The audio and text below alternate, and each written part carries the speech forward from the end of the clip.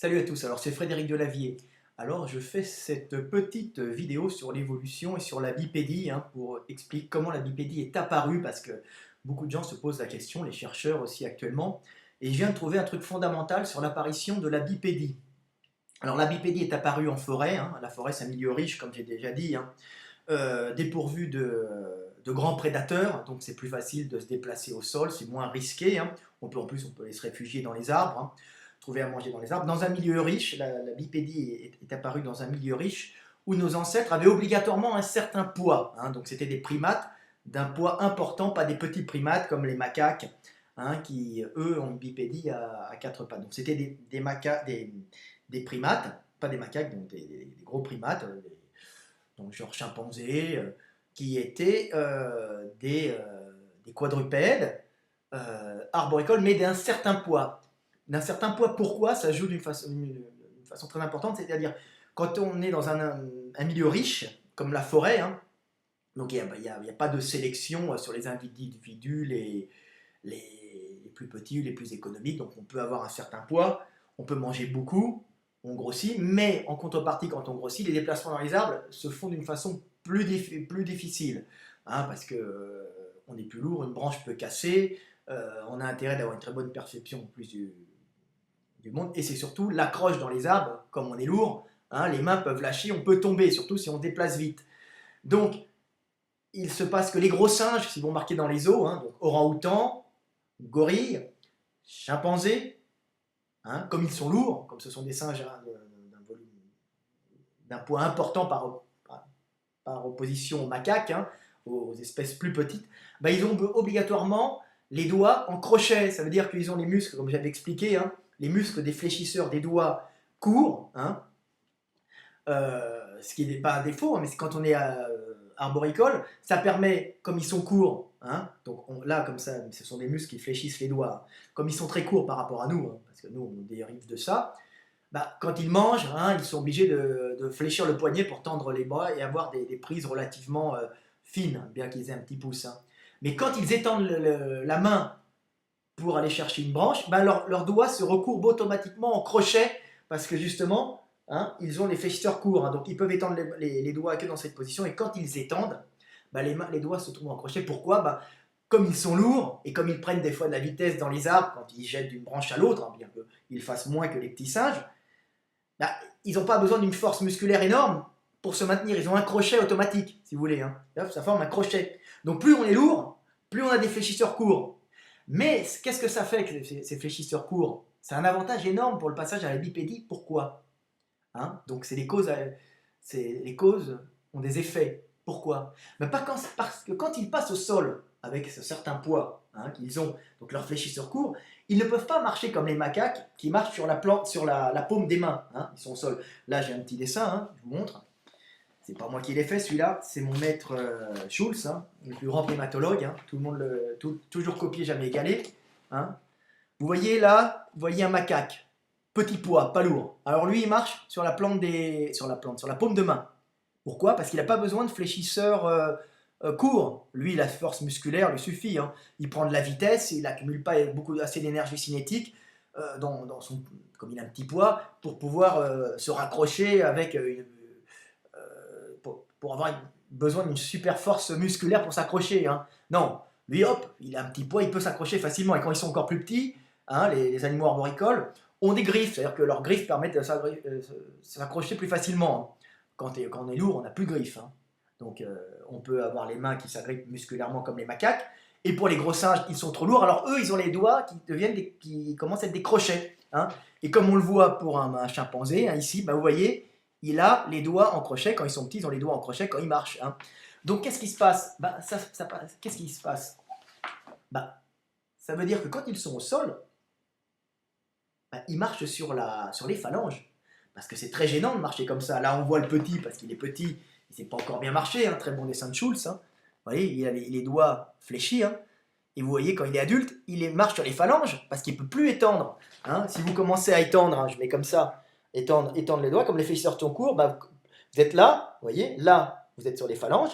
Et si vous étendez, vous voyez, ça va se replier encore plus. Et alors, ici, ça se repliera encore plus, ce qui est gênant. Quand vous marchez, vous pouvez vous faire mal. Et donc, hop, ils marchent comme ça sur les phalanges quand ils sont au sol, alors qu'un macaque marche comme ça. Donc quel avantage? Ça apporte un avantage énorme. Hein. Ça veut dire que quand ils sont au sol, ils ont déjà le buste incliné, parce qu'au lieu d'être comme ça, ils sont comme ça sur la phalange. Donc ils gagnent 10 cm. Ils sont déjà inclinés. Donc ce qui fait que le passage à l'ébipédie, ils peuvent souvent, sans effort musculaire intense, se relever, redescendre, se relever, redescendre. Vous comprenez? Et il suffit qu'il y en ait un jour qui a envie de se relever, qui reste tout le temps quand il est jeune, il étire son psoas, il déforme sa colonne vertébrale s'il reste longtemps, et après, comme j'ai dit, c'est de la bipédie culturelle. Mais pour commencer à avoir une bipédie facile, ça veut dire se relever facilement, hein, que ça devienne un jeu de se relever, faut déjà être sur les phalanges. Hein. Et pour être sur les phalanges, il faut avoir un certain poids. Donc ce ne sont que les gros singes qui peuvent, les gros singes du passé, hein, nos ancêtres, qui ont eu cette facilité à se relever d'une façon presque ludique. Pourquoi? Parce qu'ils étaient sur les phalanges. Vous prenez un macaque, mettez-vous à la place d'un macaque, se redresser à quatre pattes, c'est pas amusant. Hein, vous avez un effort à faire. Alors que l'autre, il est déjà incliné, vu qu'il marche de cette façon. Et il marche de cette façon, pourquoi? Hein? Uniquement parce qu'il est lourd. Hein? Et qu'il a des fléchisseurs, des doigts recourbés pour ne pas avoir d'effort à faire quand il se déplace dans les arbres. Hein? Parce qu'il ne faut pas oublier que pour les singes, la première cause de mortalité des singes arboricoles, hein, c'est la chute, hein, parce qu'il n'y a pas tant que ça de prédateurs en forêt. Alors ils ont peut-être des pitons, encore que les gros singes ils ne mangent pas, des serpents venimeux, ok, des aigles, mais non. Pour les gros singes, il y a peu de gros prédateurs, quelques panthères au sol. Les premières causes de mortalité, c'est la chute. Donc il faut avoir des fléchisseurs courts, pour pouvoir faire une bipédie facile, c'est-à-dire que pour au sol passer fréquemment à la bipédie. Attention, les singes, nos ancêtres, on va dire, n'ont jamais eu cette bipédie-là. Hein. C'est-à-dire c'est quand on est partiellement bipède, on mange. Mais à partir du moment où on est totalement bipède, on marche redressé totalement, c'est trop fatigant. Hein. Comme le gorille Ambam, regardez le gorille Ambam, c'est un zoo anglais, vous regardez A-M-B-A-N, et vous regardez, il marche parfaitement parce qu'il a déformé son squelette petit. Donc voilà. Donc je refais une comparaison là, cette fois-ci avec un de mes dessins. Hein. Pareil, c'est un bras de gorille. Hein. Vous voyez que quand le bras est tendu, quand la main est tendue, les doigts sont automatiquement en crochet parce que les fléchisseurs qui sont ici, ils sont courts. Donc le gorille, il a beau être gros, pas beaucoup d'efforts pour se maintenir dans les branches. Vous voyez? Parce que un gros bonhomme comme ça, quand il tombe, il s'écrase sur son poids, il se tue. Donc il a intérêt d'avoir des sacrés crochets aux mains. Les chimpanzés aussi. Toutes les espèces. Donc, quand la chercheuse française, je ne me souviens plus de son nom, explique qu'on a les mains différenciées, que nos ancêtres étaient des ancêtres bipèdes et qui n'allaient pas dans les arbres, c'est complètement faux. Il faut être lourd et dans les arbres pour pouvoir se relever facilement. C'est tout, parce qu'on a les fléchisseurs courts. Tout passe par le poids important, forêt, beaucoup de bouffe, poids important, déplacement au sol, facilité, redressement au sol, facilité. Et ça, c'est moi qui l'ai trouvé à cause de l'abruti qui s'appelle Egringo de Belin, qui n'arrête pas de dire que je dis des conneries. Alors j'ai dû lui expliquer qu'on avait des fléchisseurs courts. Et là, dans les discussions, c'est venu. Ah, donc j'ai compris, c'est parce qu'on était d'un certain poids qu'on a pu avoir une bipédie. Hein, parce qu'on est déjà incliné. Hein. Donc la chercheuse française qui sort ces théories à la mort moelle-nœud, elle a 100% tort. Je demande à quiconque qui m'écoute d'essayer de me contredire. C'est 100% logique. Et n'importe quel paléontologue qui m'écoutera, parce que je suis, moi personnellement en paléontologie, je suis extrêmement fort. Hein. Je suis au niveau anatomie comparée et anatomie du système locomoteur, visiblement le meilleur mondial actuellement. Hein. Vu que j'ai fait des dissections d'hommes, de singes pendant des années, et j'ai disséqué par l'esprit aussi des centaines d'individus. Hein. Donc voilà. Donc, il faut avoir un certain poids. Donc ça, c'est la grande découverte. Nos ancêtres étaient arboricoles, quadrupèdes, avec une facilité pour la bipédie parce qu'ils étaient lourds et qu'ils avaient les doigts en crochet. Donc ils étaient sur les phalanges. Attention, on n'est pas sur les phalanges parce qu'on a évolué d'un ancêtre avec une main primitive, non spécialisée. On est sur les phalanges parce qu'on est lourd. Les macaques sont sur la paume de main parce qu'ils sont légers. Et les ouistiti ont des griffes parce qu'ils s'agrippent facilement avec leurs griffes, parce qu'ils sont encore un poids en dessous. C'est pas les mêmes lois. Hein.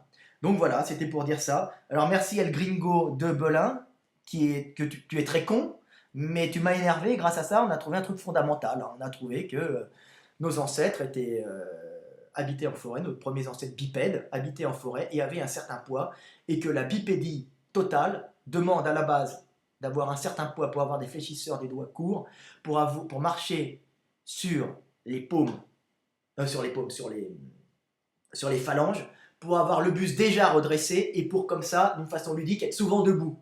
Jusqu'au jour où il y a un petit qui se met totalement debout, hein, et qui reste debout toute la journée. Et là, ça sera par mimétisme. Hein, c'est-à-dire que ça sera culturel. N'oubliez pas que l'homme est le seul mammifère, pour avoir sa locomotion habituelle, à avoir une éducation. Hein. Les pauvres petits-enfants qui, dans les orphelinats roumains, sont restés sans éducation parce ils étaient abandonnés à la charge d'un État moribond, ne se sont jamais redressés. Ils rampent, ils marchent à quatre pattes comme des chiens. Hein.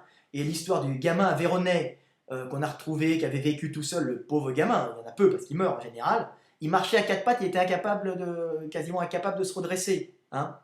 Donc c'est le mythe des enfants loups, hein, les enfants loups qui marchent à quatre pattes. Hein. Oui, parce que quand on est avec parce que la bipédie est culturelle, c'est papa et maman qui te l'apprennent. Hein. Tu marches comme ça, tu ne peux pas l'avoir tout seul. Il faut l'avoir, une bipédie, ça s'apprend petit. Hein. On déforme son squelette, hein. C'est pas de la mutation. Hein.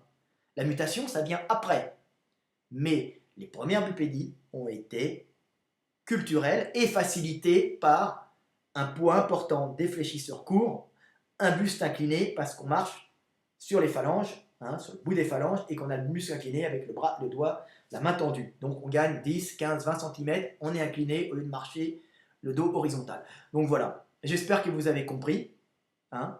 Donc c'est quelque chose d'assez magnifique, cette bipédie humaine. Hein. C'est ce qui a vraiment qui nous a transformés. Mais là, je viens de mettre le doigt, grâce à cet abruti de El Gringo 2 Belin, qui n'est même pas capable de mettre son nom. Hein. Quand il essaie de me contredire, c'est des idiots. Hein. Les Français sont très forts pour parler et s'opposer et ne pas agir. Alors que moi, j'ai fait des recherches. Heureusement, je contrebalance cette bêtise ambiante. Donc voilà. Donc j'espère que vous avez compris. On a mis le doigt sur le début de la bipédie et je suis très heureux ce soir d'avoir trouvé ça. Hein. On est obligé d'être un bipède, d'être un primate avec un poids important, quadrupède au sol, mais qui aura des facilités à se relever parce qu'il sera sur les phalanges, hein, parce qu'il sera lourd, et il ne sera pas sur les paumes parce qu'il sera léger. Hein. Donc un mec léger, qui est en cette léger, lui, il ne sera jamais bipède, parce que c'est trop facile de se déplacer à quatre pattes et c'est trop chiant de se relever. Bah, ça va pas plus loin, hein. Mettez-vous à leur place. Il ne faut pas se fatiguer, hein. La nature est économique.